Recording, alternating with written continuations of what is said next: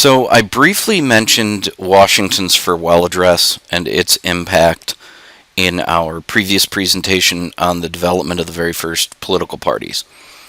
I told you that we would get into it in a lot more detail, so here we are.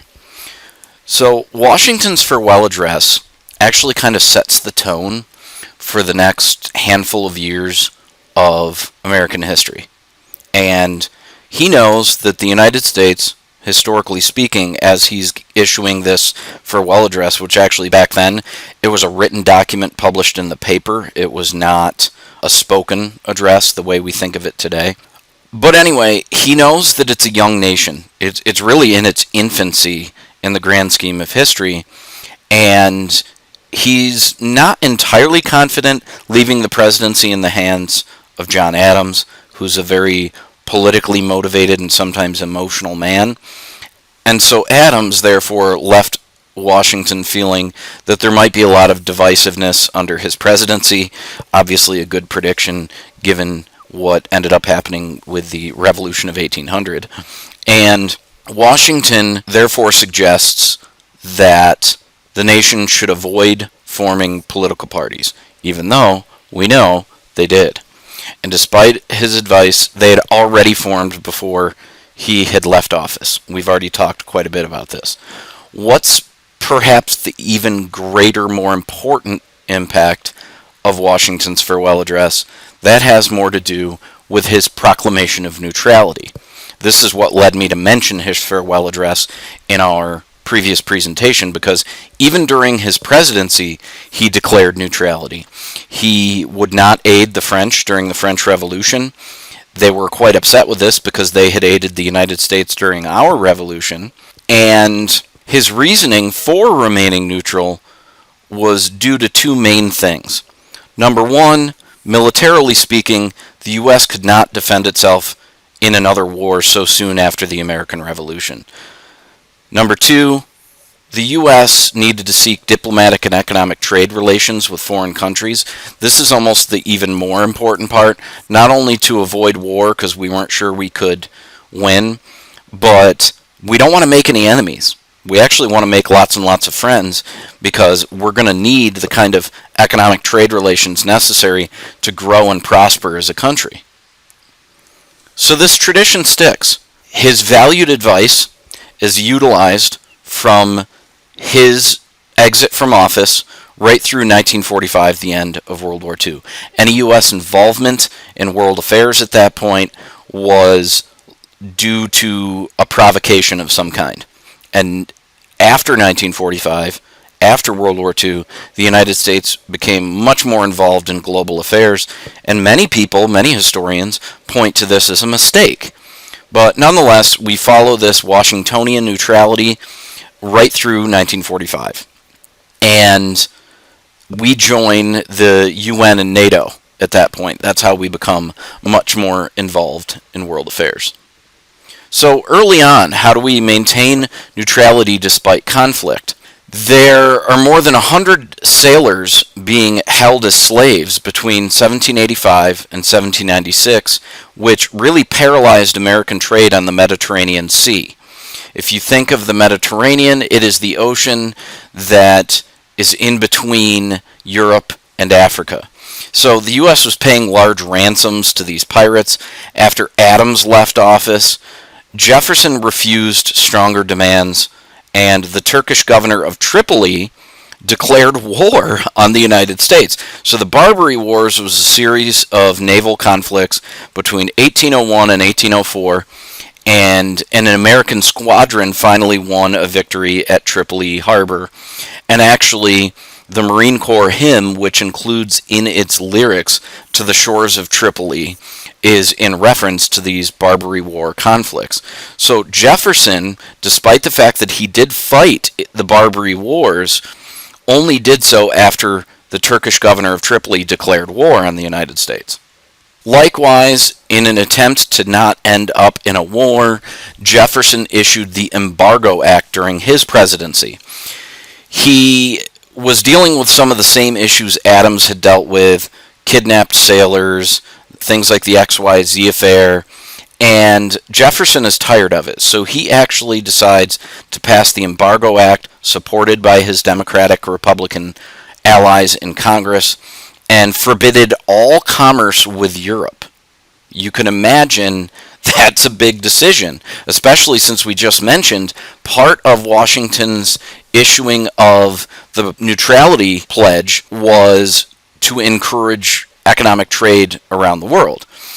U.S. exports plummet by over 80% in 1808. So within a year, our exports have plummeted, and the economy is teetering on the brink of disaster, while nations like Britain and France saw few effects because they had so many other interconnected trade partners throughout the world. In 1809, the Embargo Act is lifted on all nations except Britain and France via what's called the Non-Intercourse Act, and even those nations could reestablish trade with the U.S. if they vowed to cease stealing U.S. cargo and impressing U.S. sailors, so making them serve in the French or British navies after being captured.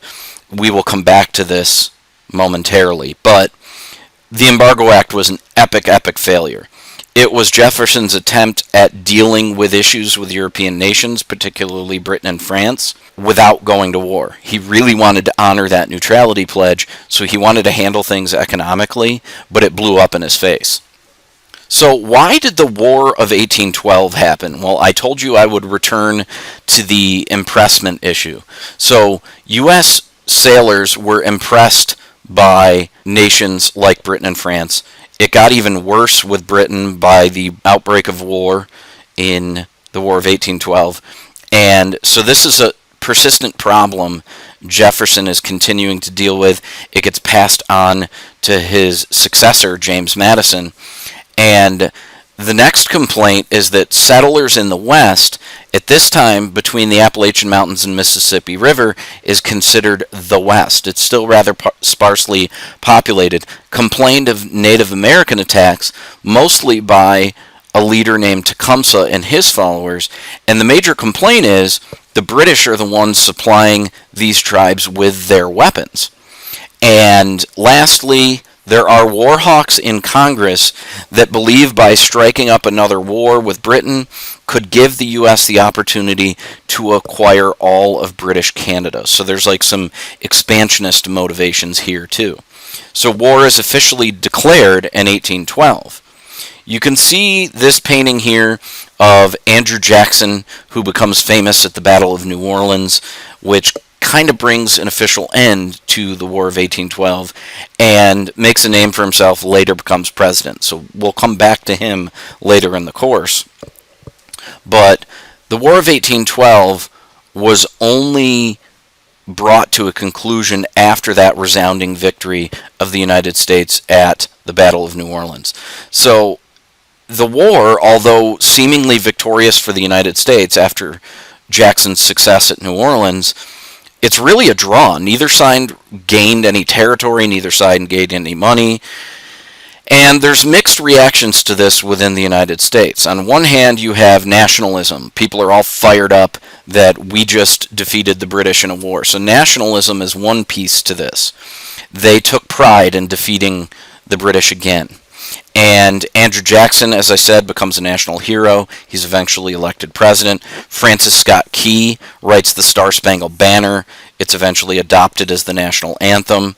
And there's other Americans, however, who are not as excited about the fighting of the war. There's actually a delegation of Federalists from New England that protested the war and even threatened to secede from the Union, one of the first formal threats of secession.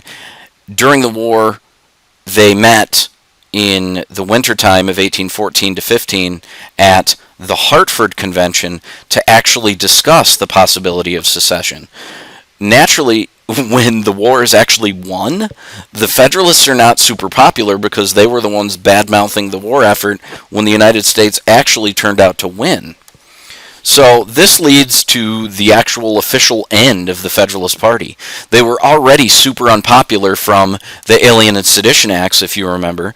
They're further shamed by nearly seceding from a country that actually ends up winning the war that they're whining about. And the Democratic Republicans nominate James Madison's Secretary of State, James Monroe, who absolutely dominates in the election of 1816. The 8 years of Monroe's presidency, because he was unanimously reelected in 1820, actually come to be known as the era of good feelings due to the common sentiments of the whole country at the time. Everybody is supporting the Democratic-Republican Party. Nobody is any longer supporting the Federalist Party. The Federalist Party is replaced by the Democratic Party, which elects its first president in 1828 in Andrew Jackson. And the Federalists are predominantly anti-slavery, so the death of the party meant that any hope of anti-slavery laws getting passed died with it. But this is especially true because the Democratic Party becomes the party of slavery from this point, Andrew Jackson's presidency in 1828, right through the outbreak of the Civil War, and even after the Civil War is the party of anti-civil rights. So you have two big issues here. First of all, it's not healthy for a republic to have one dominant party. Although everybody did seem to refer to this as the era of good feelings and everybody relatively being on the same page, that's still not healthy for a democratic republic. And the second bad consequence is the issue of slavery for a long time gets more or less ignored, and you have a party that is replacing the Federalist Party that is actually boisterously in favor of slavery. That's the end of the farewell address presentation. If you have any questions, don't hesitate to reach out. Otherwise, I'll see you in class.